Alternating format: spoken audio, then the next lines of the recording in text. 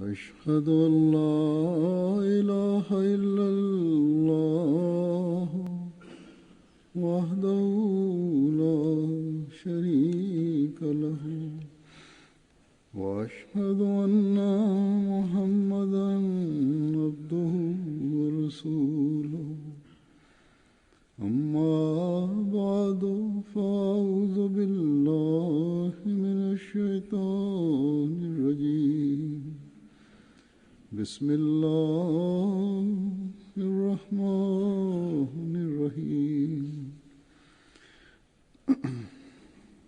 الحمد لله رب العالمين الرحمن الرحيم مالك يوم الدين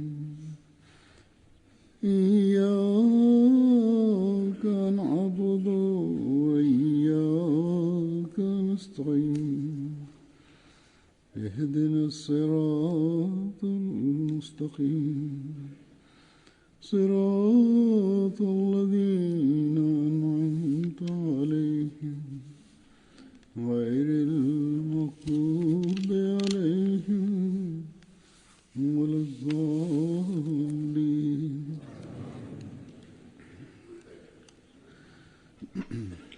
Hazreti Müslim Mevud radıyallahu anh bir seferinde şu konuyu beyan ediyordu. Yani insan için iki şeyin olması lazım temiz olarak. Onlardan bir tanesi düşüncedir. Düşünce. Ve ikincisi latif hisler. İnce iyilik hisleri. Ve insanın derin hisleri. Yani gelip geçici kalp temizliğiyle bunlar oluşmazlar. Mustakil kalan iyi ve temiz hisler ancak ve ancak kalbin tam olarak temiz olmasıyla oluşurlar. Ve düşüncelerin temizliği daima temiz kalmaları, Arapçada buna tenvir denilir. Beynin temizliğiyle elde edilir. Tenvir şuna denilir. İnsanın içinde öyle bir nur oluşsun ki daima iyi düşünsün. Tenvir çaba sarf ederek iyi düşünce sahip olmak değil. Aslında bir yetenek olsun insanın içinde ki daima iyi şey aklına gelsin. Hiçbir zaman kötü bir düşünce aklına gelmesin. Ve apaçıktır ki bunlar durmadan çaba sarf etmekle ve Allah-u Teala'nın lütfuyla ancak oluşurlar. Bu konuda Hz. Mesih Maud Aleyhisselatü Vesselam ile alakalı olarak beyan ediyor.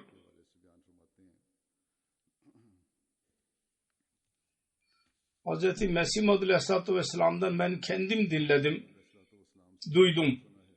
Bir fıkhi mesele kendisinden sorulduğu zaman bu meseleler genellikle daima bu işle uğraşanların zihninde olurlar.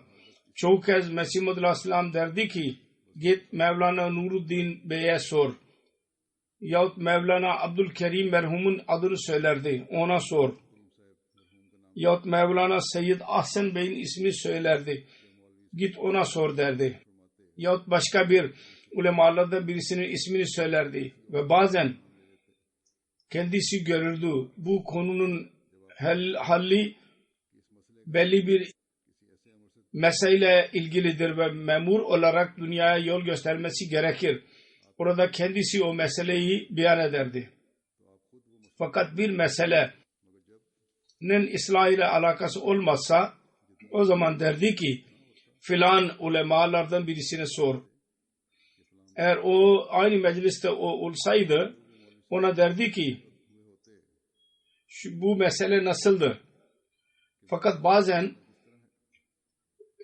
böyle dahi olurdu. Kendisi söylediği zaman filan ulema lardan birisine bu mesele sor. Şunu dahi derdi. Bizim tabiatımız diyor ki bu mesele şöyle olmalı. Ve ondan sonra derdi ki ben tecrübe ettim.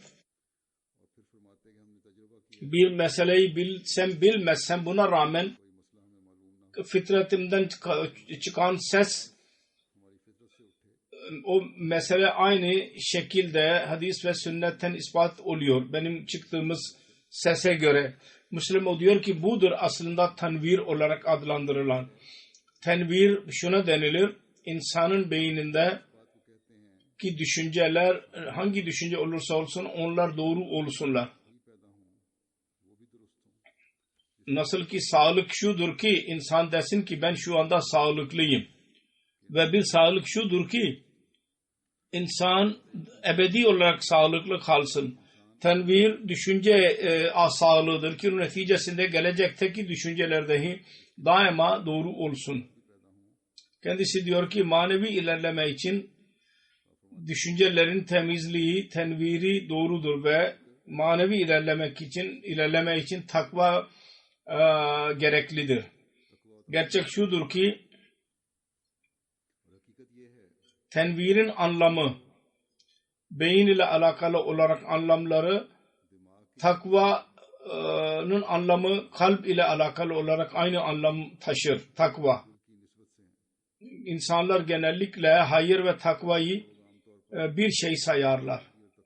Halbuki hayırlı bir iştir bizim yaptığımız yahut niyetlendiğimiz. Ve takva şudur ki insanın içinde gelecekte hangi his oluşursa oluşsun daima iyi olsun. Bu takvadır. Zikri geçtiği gibi fikir, düşünce ve denilemesine düşünmek bunlar beyin ile alakalıdır. Bunlar tenvirdir. Ve hislerin ebedi olarak iyi kalması takvadır.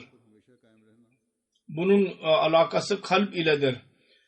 Bir insana tenviri, efkar ve kalp takvası hasıl olursa o zaman kötülüğün saldırısından korunmuş olur.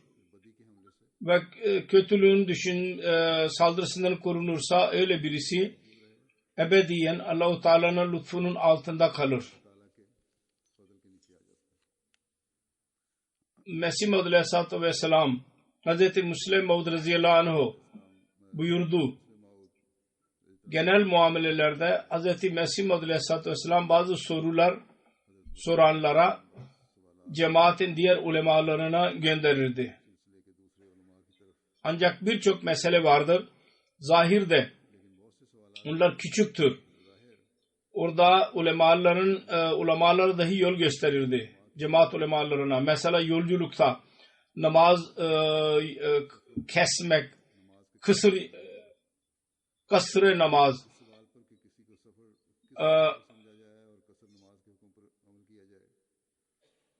Mesih Maud Aleyhisselatü Vesselam bu konuda dedi ki benim düşüncem şudur.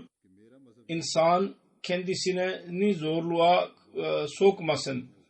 Örfte yolculuk denilen ister 3-4 kilometre dahi olursa orada namaz kasır edilebilir. İnnemal amalu bin niyat. Bazen biz 4-5 kilometre yürüyüş yapıyoruz. Fakat hiçbir insanın kalbine gelmiyor ki biz yolculuktayız.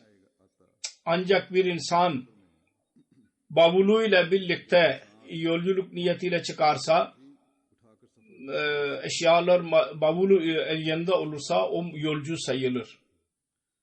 Şeriatın temeli zorluk üzerinde değildir. Siz örf olarak yolculuk sayarsanız yolculuk odur.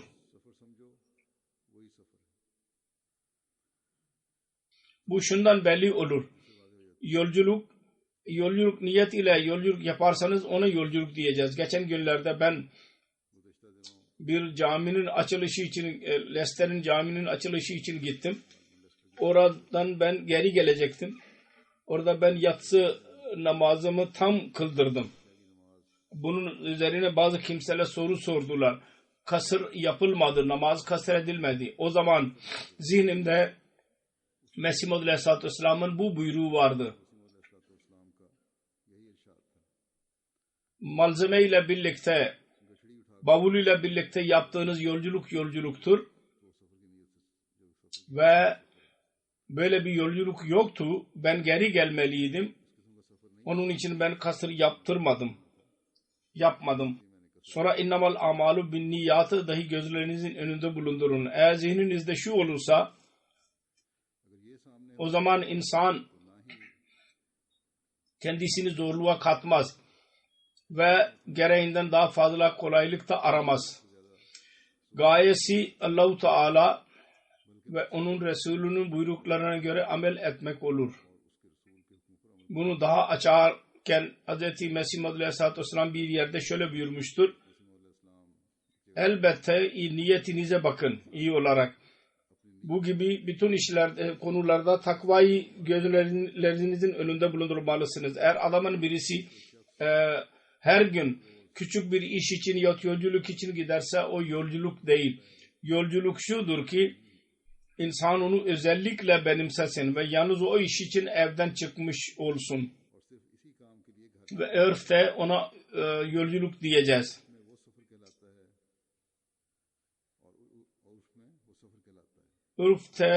Örf manada, genel manada eğer yolculuk sayılırsa o zaman ona yolculuk diyeceğiz. Mesela her gün biz yürüyüşe çıkıyoruz fakat bu yolculuk değil. Bu böyle kalp tesellisine bakmamız lazım. Eğer bir şüphe olmadan derse ki bu yolculuktu derse o zaman namazı kasır edin. Yarı kılın. İstafte kalbaka. Kalbinizden fetva alın. Sonra amel gereklidir. Dedi ki binlerce fetva olursa yine de müminin iyi niyetle kalp tesellisi iyidir. Onun için niyet ve kalp fetvası bazen gerekli olur. Niyet iyi olmalı ve o iyi niyetle birlikte kalpten fetva sorulmalı. Birisi sordu. Birisi merkeze gelirse kasır yapsın namazı yahut etmesin. Bu soru Mesih Maud Aleyhisselatü Vesselam'a soruldu. Şimdi dahi bazı kimseler sorarlar. Bazı kimseler derler ki merkeze gitmekle kasır olmaz. Kadiyan yahut Rabbaha gidiyorlardı. Yahut buraya bazen geliyorlar. Mesih Maud Aleyhisselam dedi ki her kim 3 gün için buraya gelirse onun için kasır caizdir. Benim düşünceme göre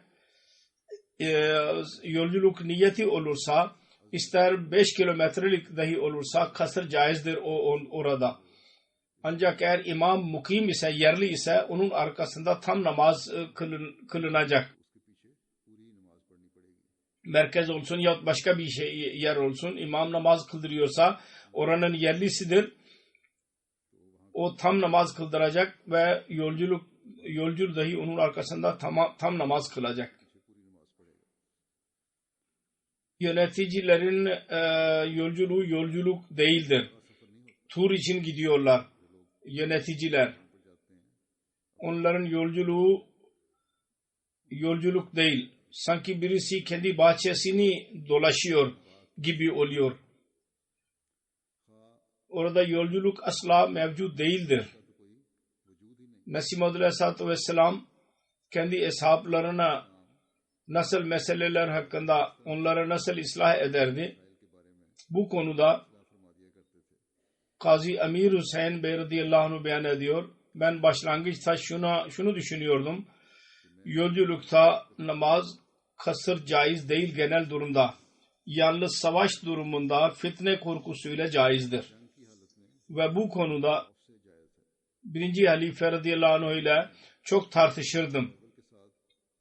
Kadı Bey diyor ki Hz. Mesih Maud Aleyhisselatü Vesselam Gurdaspur'da düşması vardı. Bir seferinde ben dahi oraya gittim. Mesih Maud Aleyhisselatü Vesselam ile birlikte orada Mevlana yani 1. Mevlana Nuruddin radıyallahu anh ve Abdülkerim radıyallahu anh dahi oradaydılar. Fakat iki öğle namazı geldi. Bana dedi Mesih Muhammed Aleyhisselam sen namaz kıldır. Kadı Bey'e dedi. Diyor ki ben azmettim. Bugün ben fırsat buldum. Kasır yapmayacağım. Tam namaz kılacağım. Karar verilecek bu mesele. Ben karar verirsem o zaman Mesih Muhammed Aleyhisselam açıklama yapacak. Kadı Bey diyor ki ben karar verdikten sonra daha niyet ediyordum. Elimi daha Allahu Ekber dememiştim. Ve kasır yapmayacağım diye düşünüyordum. Mesih Muhammed Aleyhisselam benim arkamda sağımda duruyordu. Sağımda hemen ilerledi ve benim kulağıma ağzını koyarak dedi ki Kadı Bey 2 kılacaksınız değil mi? Ben dedim ki evet efendim 2 kılacağım. İşte o günden beri diyor ki bizim meselemiz halloldu ve ben kendi düşüncemi terk ettim. Böylece ashabların durumu böyleydi. Nasıl şerh-i sadr ile hemen tabi olurlardı. Arada bir şunu da söyleyeyim. Mesih Muhammed Aleyhisselatü Vesselam değişik zamanlarda fıkhi meseleler beyan etmiştir. Bu değil ki her mesele ulemalara gönderirdi. Kendisi dahi beyan ederdi. Bu değişik zamanlarda, değişik meclislerde fıkıh meseleleri beyan etmiştir. Bunlar Nezareti İşaat Pakistan çok çaba sarf ederek bazı ulemalar vasıtasıyla ki camianın fıkıh profesörleri de onun kapsamındadır. Bunu onun vasıtasıyla bir derlediler.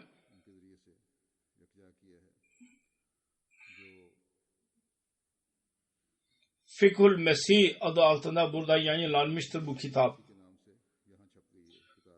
Evet cemaat üyelerine dahi bu birçok mesele vardır. Ahmedilerin o kitabı almaları lazım bilgi için. Allah-u Teala bütün bunları derleyenlere dahi mükafatlar versin. Bu fıkıh meseleleri derlemişlerdir. Ve iyi bir şekilde onu sıraya koydular. Benim dahi zamanım olursa ben zaman zaman bunlardan bahsedeceğim. Cuma namazı ile birlikte eğer ikindi namazı cem edilirse o zaman cuma namazından önce sünnetler kılınmalı. Bu konuda izah ederken Hz. Mesih Muhammed Aleyhisselatü Vesselam ile alakalı olarak Müslim diyor ki bir soru bana sorulmuştur. Yolculuktaydı. Orada soru sordular. Şimdi cuma namazında bazı kimseler ihtilaf ettiler. Hz. Mesih Muhammed Aleyhisselatü Vesselam'ın fetvasıdır. Eğer namazlar cem edilirse birinci ve ikinci ve ortadaki sünnetler muaf olur. Bunda şüphe yoktur ki öğle ve ikindi cem edilirse baş ve sondaki sünnetler muaf olur. Yahut akşam ve yatsı cem edilirse arkadaki, ortadaki ve sondaki sünnetler muaf olur. Fakat ihtilaf şuna yapılmıştır ki adamın birisi beyan etti ki o bir yolculukta benimle birlikteydi. Müslim Maud ile birlikte ben cuma ve ikindi namazı cem ettim ve cumanın ilk sünnetlerini dahi kıldım. Bunların doğrudur bunlar. Namaz cem edilmesi durumunda sünnetler muaf olur. Bu doğrudur. Ve şu dahi doğrudur ki Hz. Resulullah sallallahu aleyhi ve sellem cuma namazından önce ki sünnetler kılardı.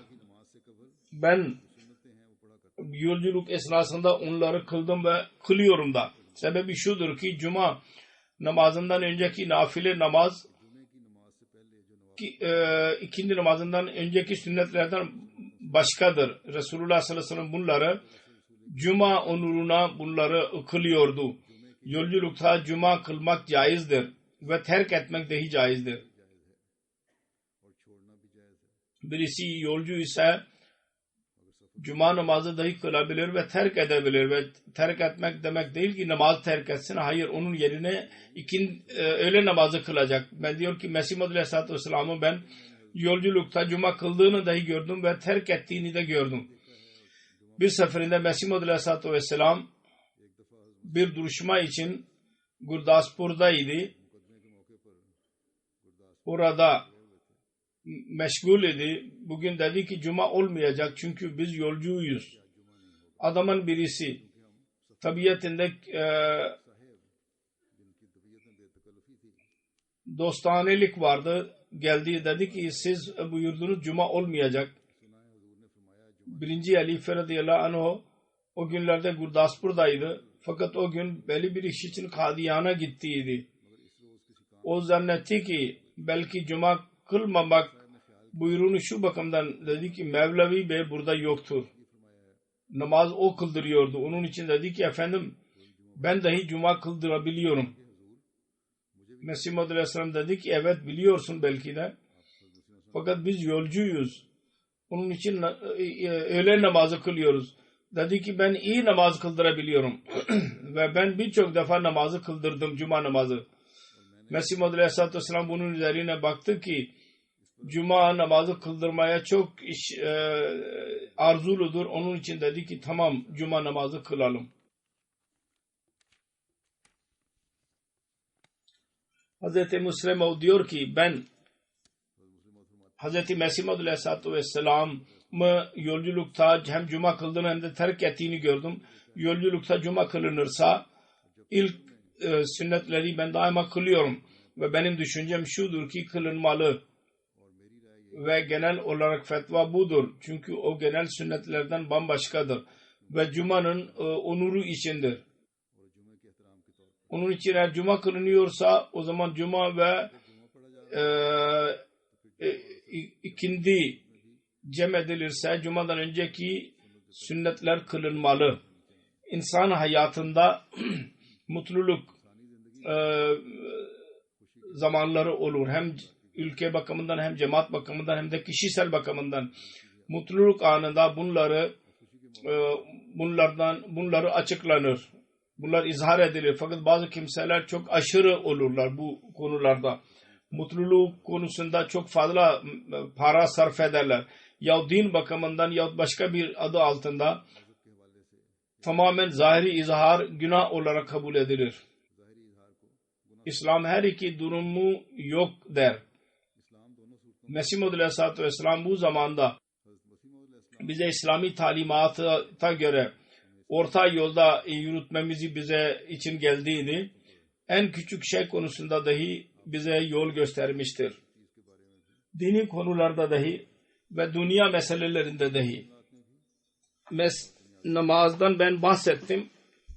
Şimdi zahiri dünyadaki bir mutluluk nasıl olmalı? Bu konuda Hz. Mesih Muhammed Aleyhisselam nasıl yol göstermiştir? O konuda Hz. Müslim Maud radıyallahu anh Hz. Mesih Maud Aleyhisselatü Vesselam'ın amelini bizim önümüze koymuştur. Ondan bahsedeceğim. Diyor ki Hz. Mesih Maud Aleyhisselatü Vesselam'dan belli bir özel bir zaman olursa aydınlanma yapılırdı. O caizdir. İspat edilmiştir. Sebebi şu oldu ki Victoria Kraliçesi'nin jübilesi zamanında aydınlanma yapıldı. Bunun üzerine bazı kimseler ya başka bir zamanda aydınlanma yapıldı. Bunun üzerine Hz. Müslim dedi ki Malka Victoria'nın jübilesi üzerinde dahi aydınlanma yapılmıştı. Ve bu Hz. Mesih Maud Aleyhisselatü Vesselam'dan ispat edilmiştir. Kendisi 2 defa Victoria Kraliçesi ve Edward Kral için aydınlanma yaptırdı. Belki her ikisi jübile Victoria Kraliçesi'nin idi ve ben iyi hatırlıyorum her iki seferinde aydınlanma yapıldı. Çünkü küçükken Müslüman diyor ki bu gibi şeylerden insan hoşlanır. Onun için ben iyi hatırlıyorum. Mübarek caminin kenarında çırağlar yapıldı ve o zaman Mesih Maud Aleyhisselatü Vesselam adamını gönderdi ve içinde yağ olur ve yanar ve git fazla get daha da getir. Bizim evde, camide ve medrese üzerinde dahi aydınlanma yapıldı. Bir Muhammed İshak radıyallahu anh dahi buna şehadet etmiştir. Onun için yadın aydınlanmaya karşı çıkmak asla caiz değil. Bazı kimseler derler ki bu yanlıştır. Halbuki öyle bir şey yoktur. Mesela Müslim diyor ki benim inancım şudur. Hakem ve adil olmak bakımından Hz. Mesih Aleyhisselatü Vesselam Kur'an-ı Kerim'in aleyhinde bir şey yapmazdı. Ve aydınlanma ispat edilmiştir kendisinden. Bu konuda şehadetler dahi mevcuttur. Ve El Hakem'de dahi yazılıdır. Gazetede. Onun için özellikle aydınlanma konusunda bir tartışmaya ihtiyaç yoktur. Yapılsın mı, yapılmasın mı, ne zaman yapılsın, masraf, boş masraf mıdır değil midir? Tartışmamalıyız. Bu konuda Mesih Aleyhisselatü Vesselam bir mutluluk gösterdi. Hikmeti vardır. Müminin her işin şeyinde bir hikmet olur. Aydınlanma çok geniş olarak yapılırsa ve her evde yapılması lazım kılınırsa bunun üzerine o kadar masraf olur ki ona mukabil onun gerçek bir faydasını göremiyoruz. Fakat ülke bakımından ve fazla aydınlanma gerekiyorsa orada eğer yapılırsa o zaman bir mahsuru yoktur. Mir Bey dahi Hazreti Ömer tarafından Hazreti Mir Muhammed İshak Bey radıyallahu anh dedi ki rivayetlerde vardır. Hazreti Ömer tarafından camide aydınlanma yapıldı.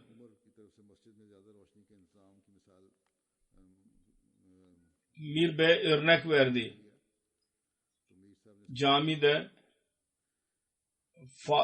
aydınlanma yapıldı. Cami öyle bir yerdir ki orada daha fazla ihtiyaç olur aydınlanmaya. Çünkü orada insanlar Kur'an okurlar ya dini kitapları okurlar. Onun için Hazreti Ömer radıyallahu anh camide fazla aydınlanma yaptırdıysa onda hikmet vardır.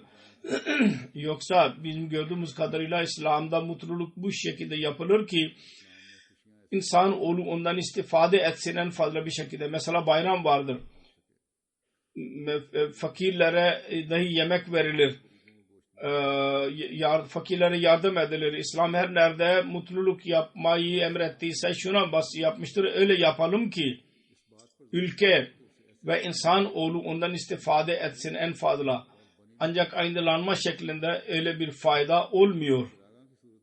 Hz. Mesih Aleyhisselatü Vesselam aydınlatma yaptırdı. Siyasi bir mesele için idi. Ve bazen aynı şekilde kendisi dahi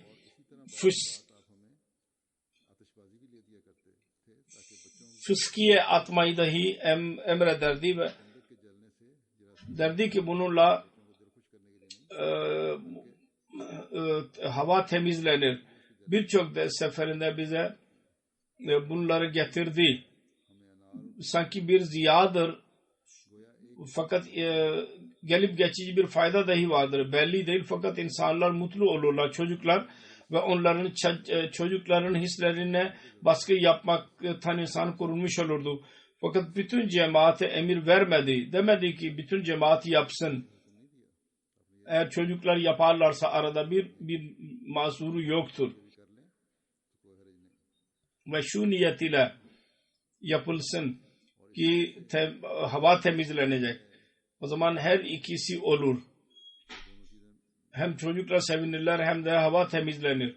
Çocuk eğer biraz eğlenirlerse bir mazuru yoktur. Onların hislerine baskı yapmayalım tamamen. Çocuklarda şu his dahi kalsın ki onların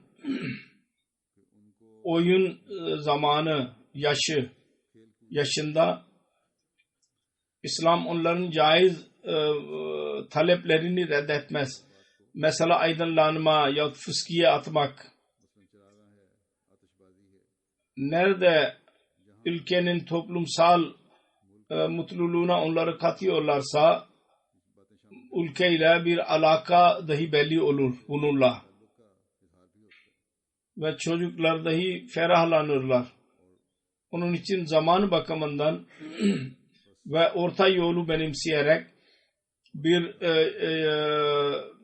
eğlence yapmakta bir mahsur yoktur. Fakat bu çocukluğundan da belli etmeliyiz onlara. İslam talimatın dairesi ve ülke yasasının dairesi içinde kalarak biz bunları yapacağız. Hz. Müslim Maud radıyallahu anh çocukluğunun iki olayından bahsederek diyor ki ben daima hatırımda tutuyorum. Ben küçük bir çocuk idim. Hz. Mesih Maud aleyhissalatü vesselam bir defa Multan'a yolculuk yaptı. Ben de kendisiyle birlikteydim. Ben o zaman 7-8 yaşındaydım. Bu yolculuk esnasında iki olayı hatırlıyorum. Bazı olayları ben hatırlıyorum. Ben zaten 2 yaşındaydım. Hatta adamın birisi bir olaydan bahsetti. Ben onu hatırladım. O zaman ben yalnız 1 yaşındaydım. Diyor ki ben küçüklük yaşımdaki bazı olayları dahi hatırlıyorum. Fakat bu yolculuğun 2 şey benim aklımdadır. Birincisi şudur ki dönüşte Hz. Mesih Maud aleyhissalatü vesselam Lahor'da kaldı. Orada o günlerde genellikle resim gösteriliyordu. Mum ile resim yapılırdı. Ve onlarla kralların ve onların saraylarının durumu anlatılırdı. Şeyh Rahmetullah Bey, English Warehouse'un sahibi, o günlerde Bombay House olarak adlandırılırdı. Mesih Maud aleyhissalatü vesselam'a arz etti. Bu bilgisel bir şeydir. Öyle bilgi veren bir şeydir. Tarih konusunda anlatılır. Siz onu görmeye gelin. Mesih Maud aleyhisselam yok dedi. Ondan sonra bana dedi ki ben giderek onları göreyim. Ben küçüktüm. Hz. Mesih Maud aleyhissalatü vesselam'a inat ettim. Ben mutlaka görmek istiyorum. Mesih Maud aleyhissalatü vesselam benim ısrarım üzerine beni kendisiyle birlikte götürdü. Değişik kralların durumları resimler vasıtasıyla gösterilmişti. Orada bazı kimselerin ölümü ve hastalıklarının gösterilmişti. Dedi ki ben bu olayı hatırlıyorum. Şimdi Mesih Maud aleyhissalatü vesselam dahi şu bakımdan kabul etti ve beraberinde götürdü çocuğunu ki birçok insan onu methetmişlerdi. Bilgisel ve tarihsel bir şeydir. Onu görmek bir zarar yoktur. Yani çocuğun inadına bakarak gitmedi. Eğer deseydi ki bu öyle bir şeydir ki İslami talimatına aykırıdır, o zaman ne kadar inat ederse etsin çocuk gitmezdi asla. Bilgisel bir şey olduğu için gitti görmek için. Çocuğunu dahi birlikte götürdü. Müslim diyor ki ikinci olayı hatırladığım şudur. O da şudur. Hz. Mesih Maud aleyhissalatü vesselam'la orada birisi kendisine yemek ziyafeti verdi ve kendisi gitti. Belli müddet üzerinde belki Mufti Muhammed Sadık yahut onun bir çocuğu hastaydı ve kendisiyle görmeye gitti. Ziyafet değildi. Her neyse Mesih Maud aleyhissalatü vesselam şehir içinden geri geliyordu. Orada bir caminin kapısında bir topluluk gördüm. Onlar küfür ediyorlardı ve oranların ortasında bir adamın birisi vardı. Belki bir mola. O belki yersiz olarak meydan okuyordu. Mesih Maud aleyhissalatü vesselam'ın arabası oradan geçince, kalabalığı görünce ben zannettim ki bu bir fuardır. Bir manzara görmek için başımı dışarı çıkardım. O zamanın olayını ben hatırlıyorum. Ben dedim ki eli kesik idi ve üzerinde pansuman vardı. Elini eli üzerinde vuruyordu ve diyordu ki Mirza kaçtı. Şimdi bakın. Başka ben bu olayı daha önce de beyan ediyorum. Şimdi bakın adamın birisi yaralıdır. Elinde pansuman var. Fakat muhalefet coşkusuyla zannediyor ki ben yaralı elimle dahi el-İyazı billah Ahmediye cemaatini yok edeceğim. Ya defn edeceğim. Bu ne kadar tehlikeli bir düşmanlıktır, insanların kalbinde bulunur. Ve nasıl onlar baskı yaptılar, Kadiyan'a gelmesinler ve Ahmediye cemaatini kabul etmesinler. Birçok insan Ahmedilerde vardır. Mesih Maud aleyhissalatü vesselam zamanında onlar Kadiyan'a gelmek niyetiyle Batala'ya kadar geldiler. Ondan sonra Mevlevi Muhammed Hüseyin Batalavi oradan geri döndürdü. Diyor ki ben dinledim, duydum. Mevlevi Abdülmacid Bhagalpuri dahi bu gayeyle Ahmediye cemaatini kabul etmekten mahrum kaldı. Batala'ya geldi. Mevlevi Muhammed Hüseyin Batalavi onu geri döndürdü. saptırarak ve bu Mevli Muhammed Hüseyin Batalibi'nin günlük meşgalesiydi. Her gün tren istasyona giderdi ve bazı kimseler Kadiyan gitmek için inerlerdi. Derdi ki oraya gidip ne yapacaksın? Oraya gidersen imanın bozulur. Ve birçok insan kendisinin bir allame olduğunu zannederek geri dönerlerdi. Ve derlerdi ki Mevli Muhammed Hüseyin Batalibi'nin söylediği doğrudur. Doğru olacak. Bütün bunlar Mollaların muhalefetinden dolayı idi. Onlar insanları dahi o kadar saptırmışlardı ki eli yaralı olan dahi nara atıyordu, sloganlar atıyordu. Bütün bunlar Mesih Maud Aleyhisselatü Vesselam'ın muhalefeti, ulemaların cehaletinden dolayı ve kişisel çıkarlarından dolayıdır. Fakat insanları onlar din adı altında saptırarak kendi gayelerine ulaşmaya çalışıyorlardı. Halbuki muhalefet için söz konusu edilen yahut şimdi dahi söz konusu edilen bu ulemalar kışkırtıyorlar. Mesih Maud Aleyhisselatü Vesselam o gaye için geldiydi. Yani İslamiyet'in gerçek talimatını beyan etmek ve Hz. Resulullah sallallahu aleyhi ve sellem'in Hatm-ı Nebuvet, Hatem-ı Nebiyyin makamını açıklamak için geldiydi. Hz. Resulullah sallallahu aleyhi ve sellem'in gerçek aşığı idi ve gerçek kölesiydi, hizmetçisi. Şu gaye için geldiydi ki dünyaya anlatsın. Şimdi dünyanın necatı bu son peygamber Hatemul Enbiya Muhammed Mustafa sallallahu aleyhi ve sellem vasıtasıyledir. Ancak bu sözde ulemaların şanssızlığıdır ki Resulullah sallallahu aleyhi ve sellem'in bu aşığına birleşeceklerine, onun sözüne inanacaklarına onu suçluyorlar. El-İyazu billah Hatm-ı Nebuvveti kabul etmiyor ya Resulullah'tan kendisini daha büyük zannediyor. Büyük olduğunu ileri sürüyor.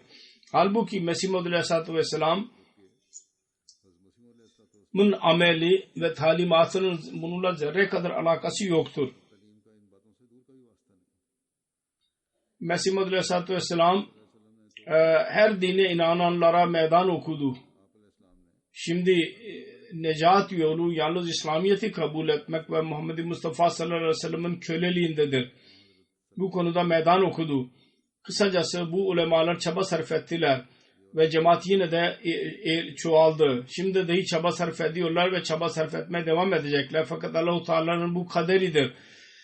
Hz. Resulullah sallallahu aleyhi ve sellem'in bu gerçek aşığının cemaati çoğalacak ve çoğalıyor ve çoğalacaktır inşallah. Allah-u Teala bize dahi güç versin. Biz kendimizde gerçek değişiklik yaratalım ki Mesih Maud Aleyhisselatü Vesselam onu istiyordu. Ve gerçek Müslümanların örneği haline gelelim. Kendi düşüncelerimizde dahi aydınlık yaratalım. Ve kalplerimizi dahi takvayla dolduralım. Bugün dahi ben bir cenaze kıldıracağım. Gayip cenaze Cuma'dan sonra. Amatul Hafiz Rahman, Doktor Akhtar Rahman'ın karısı, Amir Sahival ilinin amirinin karısıydı. 2016 senesinde Nisan'da vefat etti. İnna lillahi ve inna ileyhi raciun. Hazret Miya Azimullah Mesih Maud Aleyhisselatü Vesselam'ın sahabisinin ve başka bir sahabinin kızı idi. Babası Malik Muhammed Khurşid Tamir Kümeti Rabbah'ın yöneticisiydi. Sahivalda uzun zaman Lacna Mevla'ya hizmet etti. Dua eden, ibadet eden, misafirperver, fakirlere yardım eden, mal özveride bulunan, hilafet ile vefalı olan, sabır ve şükür eden bir bayan idi. Sahivalda esirlerin olayları oldu. O zaman birçok insan kendisinin kocası amir idi. Onunla gelirlerdi birçok insan ve bu da misafirperverlik yapardı bu bayan. Kocası Doktor Ataur Rahman hemen hemen 40 sene cemaat hizmetinde bulundu ve çok güzel bir şekilde ona yardım etti.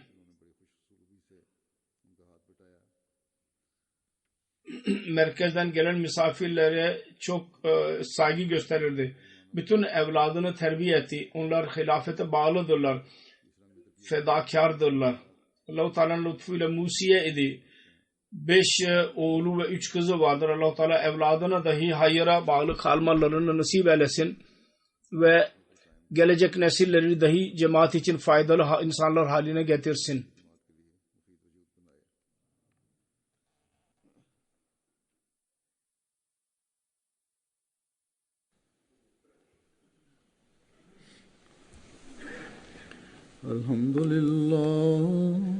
Elhamdülillah nahmaduhu ve nestainuhu ve nestağfiruhu ve nu'minu bihi ve netevekkalu aleyh ve na'uzu billahi min şururi enfusina ve min seyyiati a'malina.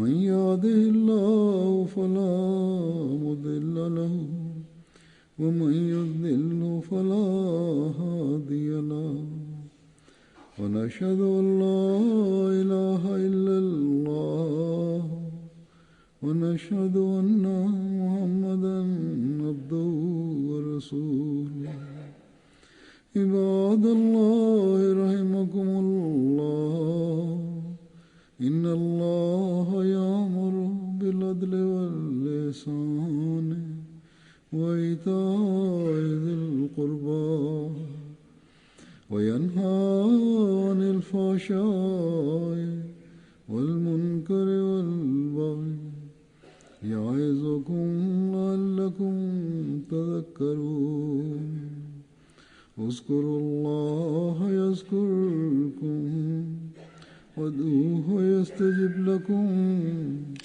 ولذكر الله أكبر.